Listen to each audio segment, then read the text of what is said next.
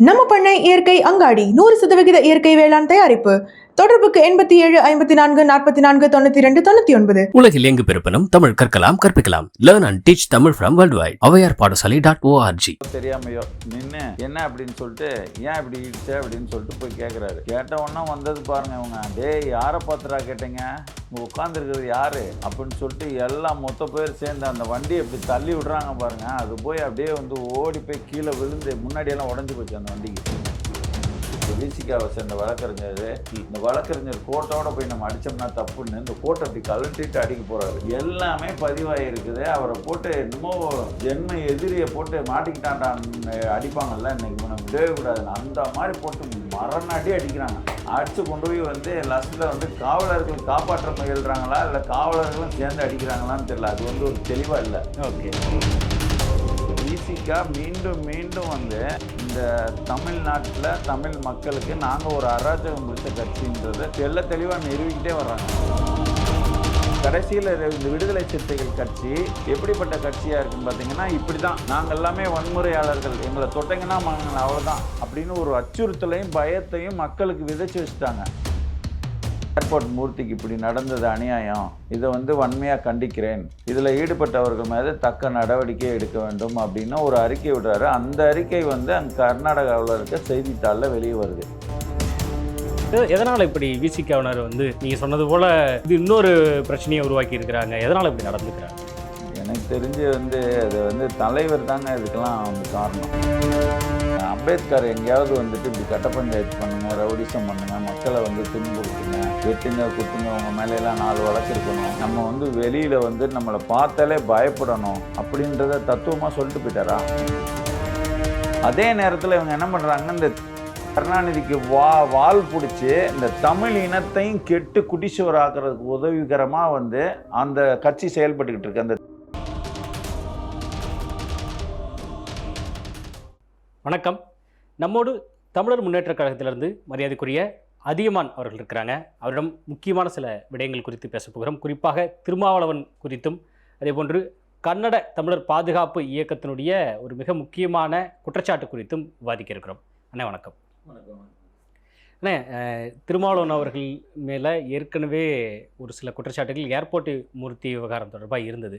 இப்போது புது ஒரு பிரச்சனை எழுந்திருக்கு. அது என்ன விபத்து விவகாரம், நீங்கள் பார்த்தீங்களா அதை பற்றி? பார்த்தேன். திருமாவளவன் வந்து அந்த நீதிபதி மேலே வந்து உச்சநீதிமன்றத்தில் நீதிபதி மேலே செருப்பு கொண்டு ஒரு வழக்கறிஞர் வீசிட்டார் இல்லையா, அதுக்கு கண்டனம் தெரிவித்து வந்து ஒரு ஆர்ப்பாட்டம் நடந்திருக்கு. ஓகே, அதை முடிச்சுட்டு அவர் வந்து அந்த நீதிமன்ற வளாகத்துக்கு முன்னாடி இருக்க சாலையில் போய்கிட்டு இருக்கிறாரு. போயிட்டு இருக்கும்போது வந்து இவருக்கு முன்னாடி ஒருத்தர் இருசக்கர வாகனத்தில் போகிறாரு. போகிறவர் வந்துட்டு நம்ம பார்த்த வீடியோவில் என்ன தெரியுதுன்னா, அந்த இவர் வண்டியும் அவர் வண்டியும் ஒரு ராசிக்கிட்டு இருக்கிற மாதிரி இருக்குது. அது இடிச்சுதான்ற மாதிரிலாம் தெரியல. ஓகே, ஆனால் ஒரு என்ன இந்த கொஞ்சோண்டு லேசாக டச் ஆன மாதிரி தெரியுது. சரியா? இப்போ வந்து ஏன் வந்து இடிச்சிட்ட அப்படின்ற மாதிரி வந்து ஏன் வந்து 1000 மாதிரி வந்தன்னு கூட கேள்வி கேட்பாங்கல்ல. ஆமாம், ஏன் வந்து தள்ளி போக முடியாதா அப்படின்னு. பொதுவாக தெருவில் நடக்கிறது தானே, தெருவில் சாலையில இல்லைலாம் ஆமாம், அவ்வளோ வழி இருக்குது, ஏன் இங்கே பக்கத்தில் வந்து இப்படி பண்ணுறேன்னு கேட்பாங்கல்ல. இயல்பு தானே. அது மாதிரி வந்து அவர் வந்து பின்னாடி யார் வர்றதுன்னு தெரிஞ்சு கேட்டாரோ தெரியாமையோ நின்று என்ன அப்படின்னு சொல்லிட்டு ஏன் இப்படி இடிச்ச அப்படின்னு சொல்லிட்டு போய் கேட்குறாரு. கேட்ட உடனே வந்தது பாருங்க இவங்க, டேய் யாரை பார்த்துடா கேட்டீங்க, இங்கே உட்காந்துருக்கிறது யார் அப்படின்னு சொல்லிட்டு எல்லாம் மொத்த பேர் சேர்ந்து அந்த வண்டியை இப்படி தள்ளி விடுறாங்க பாருங்க. அது போய் அப்படியே வந்து ஓடி போய் கீழே விழுந்து முன்னாடியெல்லாம் உடஞ்சி போச்சு அந்த வண்டிக்கு. அத்தோடு வந்து விடலை. அந்த இது நடக்கிறதுக்கு முன்னாடி வந்து இவர் வண்டிக்கிட்ட வர்றாரு அந்த ராஜீவ் காந்தின்ற வழக்கறிஞர், அவரும் வழக்கறிஞர். அவர் என்ன பண்ணுறாரு, வண்டிக்கிட்ட வந்தோன்னே இந்த ஒரு காவல்துறை காவலர் ஒருத்தர் ஏம்பா போப்பா அப்படின்னோன்னா இவர் கிளம்பிடுறாரு. இவர் சரி வேணாம் அப்படின்னு சொல்லிட்டு அவர் வந்துட்டு அதுவும் பிரச்சனை பண்ண எதுவும் அப்படி எதுவும் அவருக்கு விருப்பம் இருக்க மாதிரி தெரியல. அவர் கிளம்புறாரு. ஆனால் கிளம்புனவரோ ஒருத்தர் வந்து இன்னொருத்தர் என்ன பண்ணுறாரு, ஒரு விசிகாவை சேர்ந்த வழக்கறிஞர், இந்த வழக்கறிஞர் கோட்டோட போய் நம்ம அடித்தோம்னா தப்புன்னு இந்த கோட்டை அப்படி கழட்டிட்டு அடிக்க போகிறாரு. எல்லாமே பதிவாயிருக்குது. அவரை போட்டு என்னமோ பயங்கர ஒரு ஜென்ம எதிரியை போட்டு மாட்டிக்கிட்டாண்டான்னு அடிப்பாங்கல்ல, இன்னைக்கு இவனை விடவே கூடாதுன்னு அந்த மாதிரி போட்டு மரணாடி அடிக்கிறாங்க. ஓகே, அடித்து கொண்டு போய் வந்து லாஸ்ட்டில் வந்து காவலர்கள் காப்பாற்ற முயல்றாங்களா இல்லை காவலர்களும் சேர்ந்து அடிக்கிறாங்களான்னு தெரியல. அது வந்து ஒரு தெளிவாக இல்லை. ஓகே. இதுதான் நடந்தது. இதில் வந்து முழுக்க முழுக்க இவங்க மேலே தான் தப்பு. விசிகா மீண்டும் மீண்டும் வந்து இந்த தமிழ்நாட்டில் தமிழ் மக்களுக்கு நாங்கள் ஒரு அராஜகம் பிடிச்ச கட்சின்றதை தெளிவாக நிரூபிக்கிட்டே வர்றாங்க.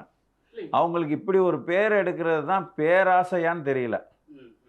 இல்லை, ஏற்கனவே வந்து திருமாவளவன் அவர்கள் ஒரு இடத்துல குறிப்பிட்டிருந்தாரு, ஒவ்வொரு விசிகானர் மீதும் இவ்வளோ வழக்குகள் இருக்கணும் அப்படின்னு சொல்லிட்டு. கிட்டத்தட்ட அது உண்மையாகிற மாதிரி இருக்கு இந்த செய்திகள்லாம்.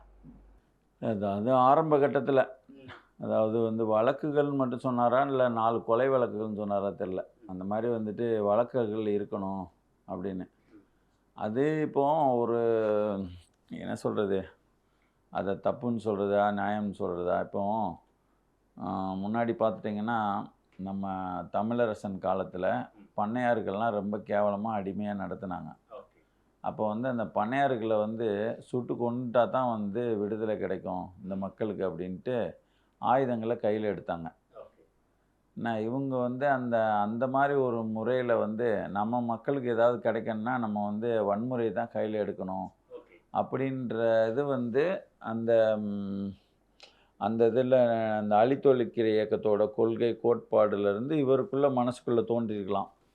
அப்போ வந்து அந்த அழித்தொழிக்கிற அப்போ வந்து வன்முறையில் ஈடுபட்டால் தான் வந்து இந்த மாதிரி ஒரு சாதிய ஒடுக்குமுறைகள்லாம் நம்ம வந்து உடனடியாக ஏதாவது ஒரு கொலைகளை பண்ணால் தான், எதை வேணால் செஞ்சானா ஏதாவது ஒரு கொலை பண்ணணும், இல்லை வந்துட்டு அவனை வெட்டணும் குத்தணுன்ற மாதிரி இருந்தால் மட்டும்தான் இந்த இடத்துல இருந்து ஒரு அச்சுறுத்தல் மூலியமாக தான் அந்த சாதிய வெறியர்கள்ட்ட இருந்து இந்த மக்களை காப்பாற்ற முடியும் அப்படின்னு அவர் நினச்சிருக்கலாம். ஓகே, ஒரு போராட்ட ரீதியாக அதை சொல்லியிருக்கிறார் அந்த நேரத்தில்.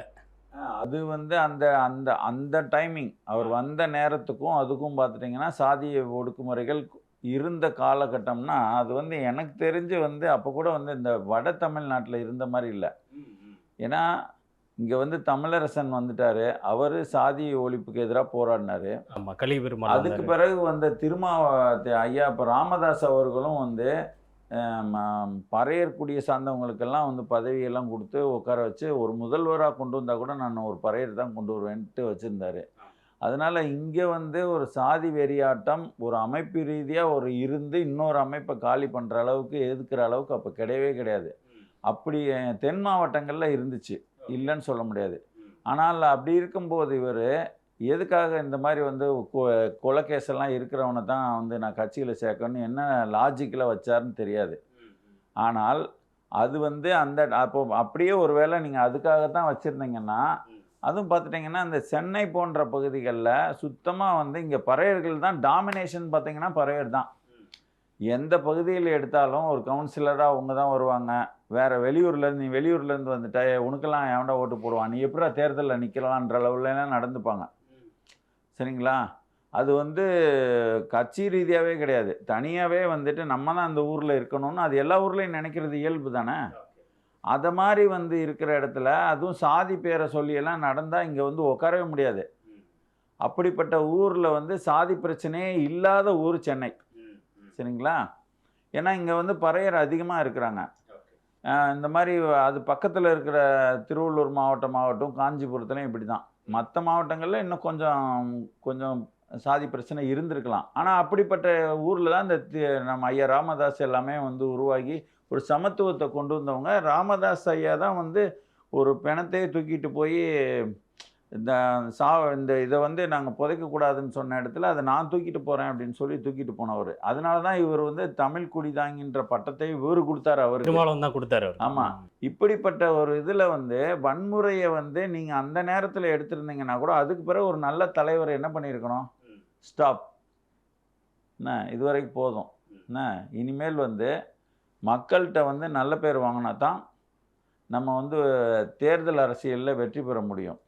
எவனாவது அநீதி பண்ணானா அவனை போய் அடிங்க, அதனால் எந்த வழக்கு வந்தாலும் நான் பார்த்துக்கிறேன். ஆனால் இவர்களே அநீதியாளர்களாகத்தான் இருக்கணும்னு ஒரு தலைவர் முடிவு பண்ணி செயல்பட்டால் எப்படி இருக்கும்? அப்படி தான் இன்றைக்கி வந்து இன்னைக்கு கடைசியில் இந்த விடுதலை சிறுத்தைகள் கட்சி எப்படிப்பட்ட கட்சியாக இருக்குன்னு பார்த்தீங்கன்னா இப்படி தான். நாங்கள் எல்லாமே வன்முறையாளர்கள், எங்களை தொட்டங்கன்னா அவ்வளோதான் அப்படின்னு ஒரு அச்சுறுத்தலையும் பயத்தையும் மக்களுக்கு விதைச்சி வச்சுட்டாங்க. அதோட வெளிப்பாடு பார்த்தீங்கன்னா பார்த்தீங்களா ஏர்போர்ட் மூர்த்தி என்ன அவர் என்ன பண்ணார், அவரை போட்டு வந்து அடித்து இவங்களா போய் வம்புழுத்து அடித்து நொறுக்குறாங்க. என்ன இதெல்லாம் நம்ம பார்க்குறோம். ஓகே, இதே போன்று விசிகாவினர் மேலே இன்னொரு குற்றச்சாட்டு வந்திருக்குது. கர்நாடக தமிழர் பாதுகாப்பு இயக்கம் கர்நாடகத்தில் இயங்கிட்டு இருக்குது. அதோடைய கொள்கை பரப்பு செயலாளர் ஆதி ஈஸ்வரன் அவர் ஒரு குற்றச்சாட்டை முன் வச்சிருக்கிறாரு. அவருடைய தலைவர் திரு கோபி ஏகாம்பரம் அவர்கள் மேலே விசிகாவினர் வந்து சில குற்றச்சாட்டுகள்லாம் வைக்கிறாங்க, புகார்கள்லாம் வச்சுருக்கிறாங்க அப்படின்னு. அந்த விவகாரமும் இப்போ சூடு பிடிச்சிருக்குது. இது எதனால், எதனுடைய பின்னணி இது? இதான் பாருங்கள், இங்கே ஒரு விஷயத்தை நான் சொல்லணும். இப்போ நான் வரும்போது கூட இந்த முகநூலில் பதிவு பார்த்தேன்.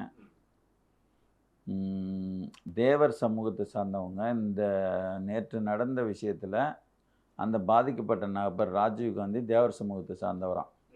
அதனால் தேவர் அமைப்புகள்லாம் வந்துட்டு திருமாவளவன் மேலே வந்து பொங்கி எழுந்து அறிக்கைகள் அது இதுன்னு கொடுத்துட்ருக்காங்க. ஆனால் ஏர்போர்ட் மூர்த்தி ஒரு பறையர், சரியா? இப்போ நீங்கள் பேசுகிறீங்களே அந்த கோபி ஏகாம்பரம் அவரும் ஒரு பறையர். என்ன இப்போ இவர் வந்து எப்படி தாக்கப்பட்டார்ன்றது வந்து நீங்கள் இதில் பார்த்துட்டீங்க தொலைக்காட்சியில். இப்போ வந்து கோபி ஏகாம்பரத்துக்கு என்ன பிரச்சனைன்றதை இப்போ நம்ம பேசுவோம். இதுலேருந்து என்ன சொல்ல வரேன்னா, அவர்களுக்கு தன் சொந்த சாதி மேலேயும் அநீதி நடத்துவார்கள். அதைத்தான் இந்த தேவர் சமூகத்தை சார்ந்தவங்க புரிஞ்சுக்கிடணும்.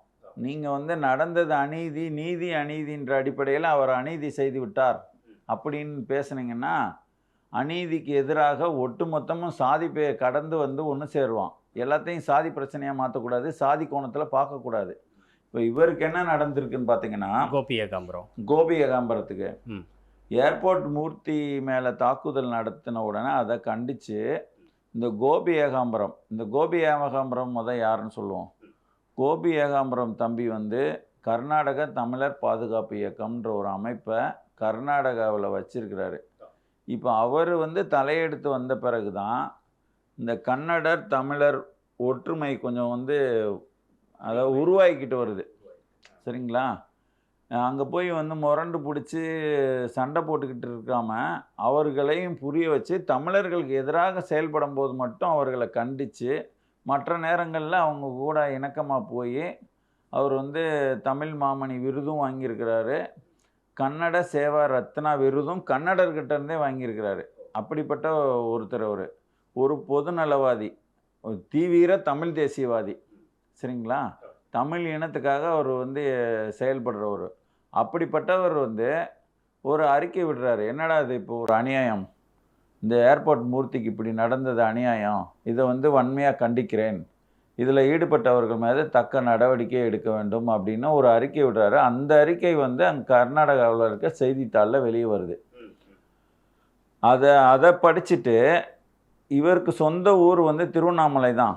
திருவண்ணாமலை பக்கத்தில் வந்து என்னது கரியாந்தல், ஒரு அதாவது வந்து ஒரு கரியாந்தல், ஒரு இனாம் கரியாந்தல்ன்றது தான் கிராமம். துரிஞ்சாபுரம் இனாம் கரியாந்தல் அவர் தான் இவருக்கு சொந்த ஊரும்.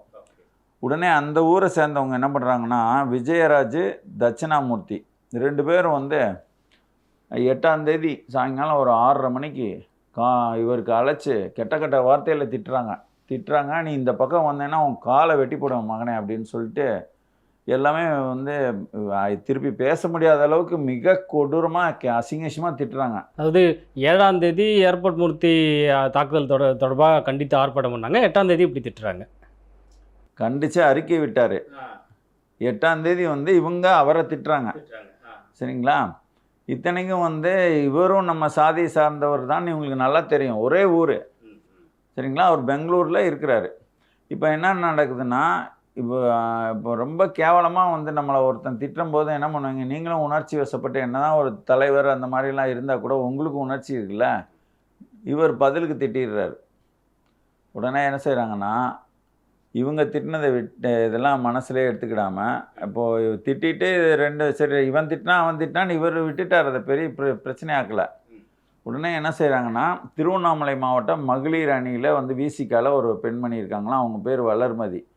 அவங்க வந்து இந்த பசங்களை வந்து தூண்டி விட்டு ஒரு 10 பேர் வழக்கறிஞர்கள்லாம் ஏஎஸ்பி ஆஃபீஸ் திருவண்ணாமலைக்கு கூப்பிட்டு போய் புகார் கொடுக்குறாங்க. அதாவது இவர் அதை இந்த இது இருக்குல்ல, ஏற்கனவே பேசின ஆடியோ அதையும் வச்சுக்கிட்டு புகார் கொடுத்து அதுவும் வந்து அங்கேயே வந்து ரொம்ப அசிங்கமாக திட்டுறாங்களாம். எப்படி இந்த இந்த படத்தில் வரும்ல சொர்ணாக்கா, தூள் படத்தில் வருமே, அது மாதிரி வந்து திட்டுறாருன்னு சொல்லிட்டு அவர் வந்து ஆடியோ வெளியிட்டிருக்கிறாரு. ஓகே.